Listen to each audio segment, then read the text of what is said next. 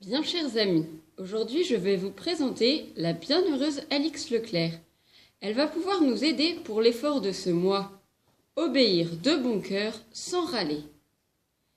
Alix Leclerc est née à Remiremont, dans le duché de Lorraine. Elle est baptisée peu après sa naissance, le 2 février 1576. Sa famille était bien enracinée dans la foi, malgré cette période tourmentée des guerres de religion. Alix était une belle petite fille, gentille, obéissante, vive. Mais petit à petit, elle devenait une jeune fille bien jolie, qui aimait la danse et les beaux messieurs, et s'étourdissait par les bals, les relations et les toilettes. Elle rencontrait beaucoup de succès. Son père surtout était fier d'elle et il la gâtait beaucoup. Il lui avait offert une belle robe rose à laquelle elle pensait souvent avec grand plaisir. Cependant, au fond d'elle-même, elle éprouvait un grand vide. Une fête terminée en appelait une autre, une belle toilette en faisait désirer une nouvelle. Pourtant, Dieu avait posé son regard sur elle. Mais Alix était trop occupée à se divertir pour prêter attention à cette petite voix qui l'appelait. Sa famille va déménager à Poussey, sur la paroisse d'un saint prêtre, saint Pierre Fourier. Un jour, Alix est malade et pour se distraire, elle lit un livre. Mais la grâce de Dieu agit et Alix comprend qu'elle n'a pas été créée pour danser et que pour que la grâce puisse agir, il faut que son âme soit très pure. Une confession va alors ouvrir les yeux et le cœur d'Alix. Elle prend la résolution de mieux prier et d'aller à la messe. Cela ne fut pas sans mal. Bientôt, sa passion de la danse va la rattraper. Alix était tiraillée entre sa passion de la danse et son amour de Jésus.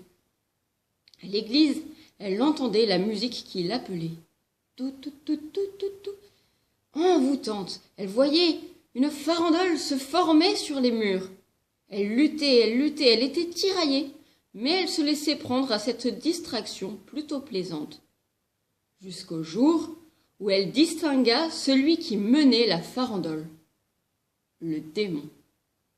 Ce fut le coup de grâce. Vive et généreuse, Alix comprit le danger et se tourna résolument vers Jésus.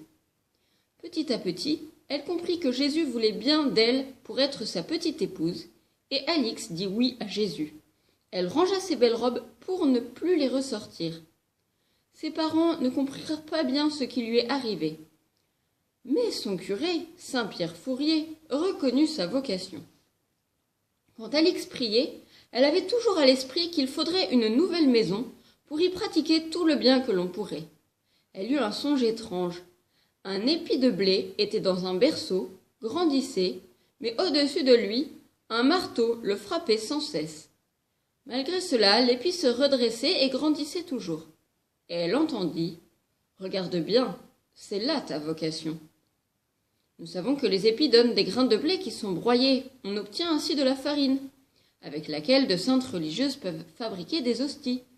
Et ces petites hosties, lors de la consécration, lorsque le prêtre dit « Ceci est mon corps livré pour vous », ne sont plus du pain, mais deviennent Jésus.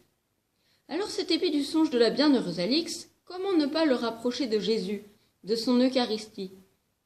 Lui qui avait pris possession de sa vie, l'appelait à l'imiter. Se laisser façonner humblement en obéissant à la volonté de Dieu et s'offrir comme une petite hostie pour être transformé par Jésus. Aimer, c'est tout donner et se donner soi-même. Notre Seigneur Jésus avait prévenu ses disciples. Ils m'ont persécuté, ils vous persécuteront vous aussi. Celui qui veut venir à ma suite, qu'il prenne sa croix et qu'il me suive. Ainsi, le marteau se révéla être toutes les embûches contre la mission divine qui lui était confiée. Cette mission, la fondation d'une communauté au service de l'éducation des petites filles. Oui, les épreuves furent grandes, mais Dieu a donné sa grâce pour les surmonter. Bien que le petit village de Matincourt, où vivait Alix, ne fût pas très pieux, de jeunes filles rejoinrent Alix, qui devint leur mère. À Noël, elles se revêtirent de tiretaines de laine grossière et d'une coiffe blanche, et dans une grande joie, se consacrèrent à la Sainte Vierge en offrant toute leur vie à Dieu. Beaucoup de personnes les critiquèrent, et elles eurent bien des déboires. C'était comme le marteau du songe d'Alix qui frappait. Mais l'épi a quand même grandi et est devenu une belle œuvre. En effet, à Poussey, non loin de Maintincourt, une dame riche et très charitable, du nom de Madame d'Apremont, fit venir Mère Alix et ses premières compagnes. Et après une grande retraite de prière, en juin 1598, elles purent ouvrir la première école de filles, pour éduquer les petites filles et leur apprendre à être bonnes.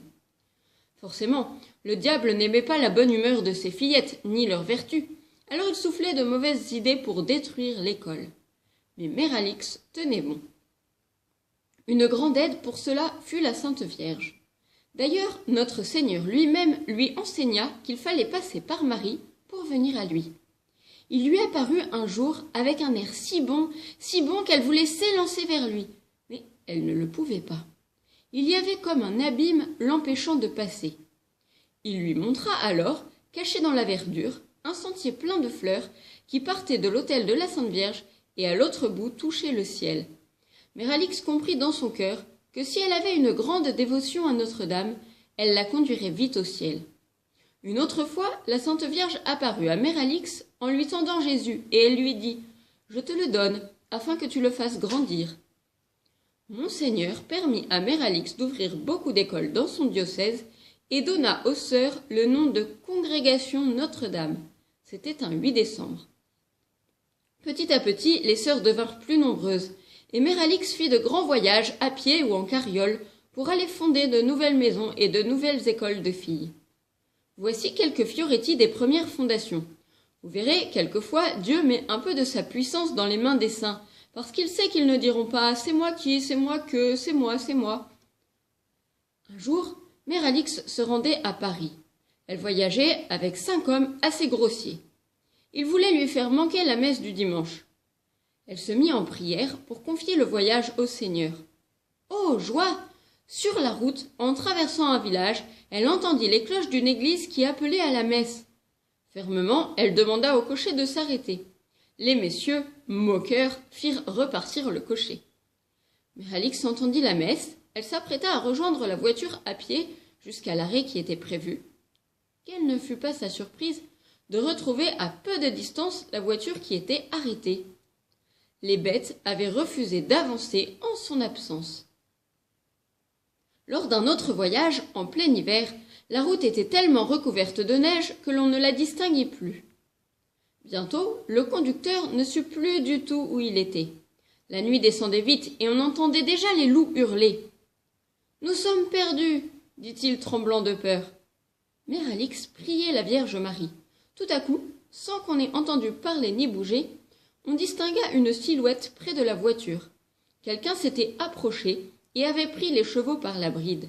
« N'ayez pas peur, je vais vous conduire jusqu'au prochain village. » Quand on voulut le remercier, il avait disparu aussi mystérieusement qu'il était venu. Chaque couvent faisait son pain à cette époque. Dans une des fondations, la sœur boulangère vint trouver tout affolée Mère Alix. « Les charançons se sont mis dans notre blé !» Ces vilaines bestioles mangeaient le blé et le contaminaient. Mère Alix se recueillit quelques minutes. Notre Seigneur n'avait-il déjà pas tant fait pour elle? Puis elle lui dit « Écoutez, ma sœur, vous allez étendre le tas de blé bien à plat sur le plancher du grenier. Puis vous tracerez avec votre râteau les noms de Jésus, de Marie et de saint Ignace. » « C'est tout ?» ?»« Oui, c'est tout. » Le lendemain, la sœur se pencha sur le blé. Elle n'aperçut rien. Elle essuya ses lunettes pour y voir plus clair. Elle enfonça son doigt dans le blé pour faire sortir les bêtes. Elle ne trouva rien. Il n'y avait plus de charançon. La provision de blé était sauvée. Les maisons de la communauté de Mère Alix étaient pauvres. On vivait au jour le jour. Une fois, les parents d'élèves s'en aperçurent. Ils apportèrent un jour un dindonneau vivant en se disant « Quelle bonne fricassée les mères vont manger ce soir !» Ils se trompaient bien. En ce temps-là, les sœurs ne mangeaient pas de viande. Ainsi, le dindonneau eut la vie sauve et devint la joie des élèves au moment des récréations. C'était à qui lui jetterait quelque chose à manger pour le plaisir de le voir courir. Il arriva qu'un soir, n'ayant rien à manger, Mère Alix eut une drôle d'idée. Les sœurs furent bien heureuses d'aller ramasser dans la cour les croûtons de pain que le dindonneau repu avait dédaignés, et d'en faire leur repas. Elles étaient heureuses parce que leur pauvreté était une grande richesse. Mère Alix a même obtenu des guérisons pour plusieurs de ses sœurs de son vivant. Aucun remède ne pouvait soulager une sœur. Elle vint la voir. « Je défends à vos douleurs de revenir. » Et elles ne revinrent plus. La sœur put manger comme tout le monde.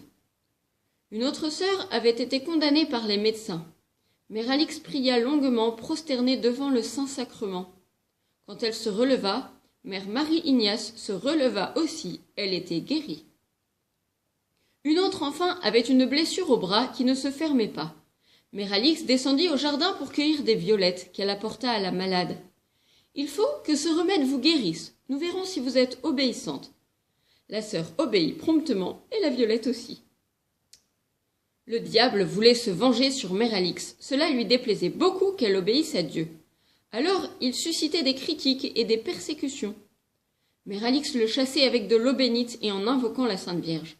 Et toutes ces embûches ne faisaient que renforcer sa fidélité et son amour pour Dieu.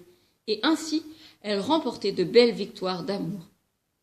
Mère Alix était toute recueillie en Dieu. Elle ne se perdait pas en bavardages et en paroles inutiles, car elle préférait parler à Jésus dans son cœur. À force de regarder notre Seigneur et de l'imiter, elle était devenue très bonne. On envoyait près d'elle toutes les sœurs qui souffraient parce qu'elle trouvait toujours les délicatesses pour les rendre heureuses. Elle aimait Dieu là où il se cache. D'abord, dans l'Eucharistie, mais aussi dans ses sœurs, dans ses élèves, dans les pauvres gens qu'elle croisait. Elle avait en mémoire cette phrase de saint Pierre Fourier. « Soyez une fille courageuse et vaillante, dont toutes les pensées et les actions soient d'or très pur, par le moyen d'un grand amour de Dieu, sans vous préoccuper d'autre chose. » Mère Alix était très obéissante, très humble, et elle faisait beaucoup de sacrifices. C'était un modèle de vertu. Saint Pierre Fourier avait écrit dans la règle « Il faut obéir si vite que l'on n'achève même pas de mettre le point sur l'i si l'on était en train d'écrire tandis que l'on vous appelle. » Sur le i. Et Mère Alix s'y exerçait à merveille. Elle avait aussi en mémoire cet autre passage « Il faut être aussi souple et docile pour aller ici ou pour faire cela que la petite image qui se laisse tourner et retourner et mettre à n'importe quelle page du livre. » Mère Alix a eu à faire de gros sacrifices d'obéissance, mais ils sont trop durs pour être racontés à des enfants.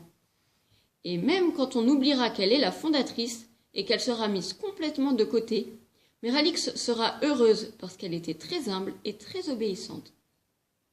À la fin de sa vie, Mère Alix fut malade plusieurs semaines. Elle ne parlait plus.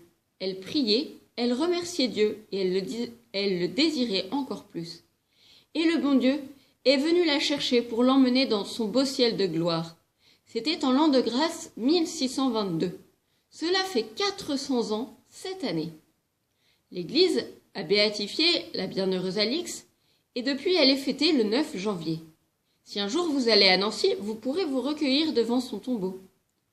Du ciel, elle aide toujours aujourd'hui les petites filles ou les petits garçons, ou les grands, ou même les adultes qui se confient à elle.